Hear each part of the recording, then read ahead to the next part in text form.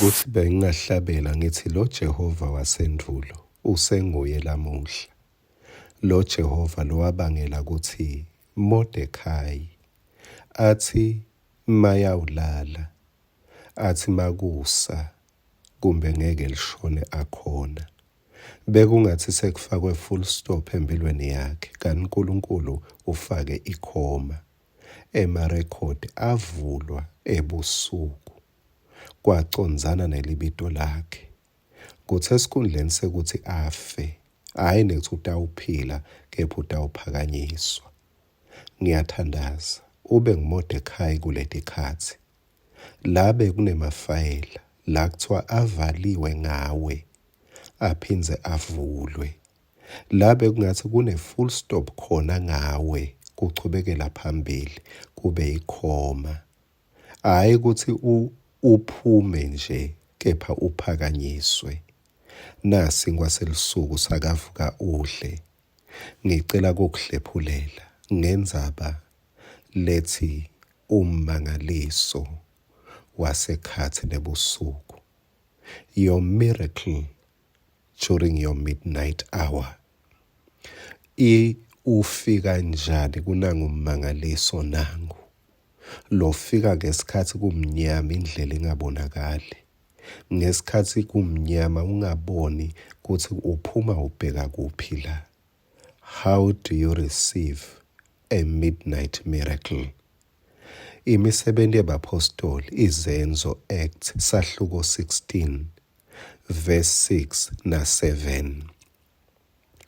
Base batsabula live laseFrigiya nelaseGalathiya, ngoba uMoya loNgcwele wabalela kushumayela livi lenkosi eveni lase-Asiya. 7. Sebefikile emnyeleni waseMisiya, balinga kuyeveni laseBhithiniya, kodwa Moya waJesu akabavumelanga. Lona ngiPawula naSila, uyeva ukuthi bathi siki, bathi baye Asiya, Moya loNgcwele lithi liBhayibheli lakho nelami, wabalela. Wathi no. Baphinze bathi, asiye eBhithiniya.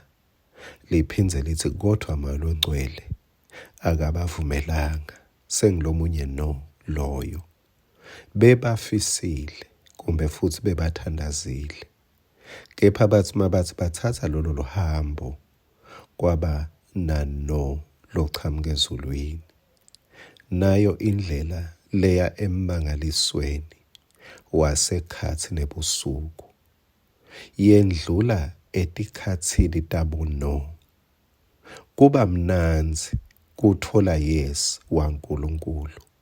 Kuthi konke uNkulunkulu uthi angende nje, wathi angibhekele.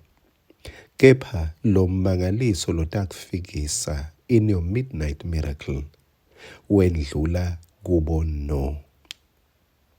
Lo no, lo mplanele, wena bewuplane ukuthi uphuma kanje.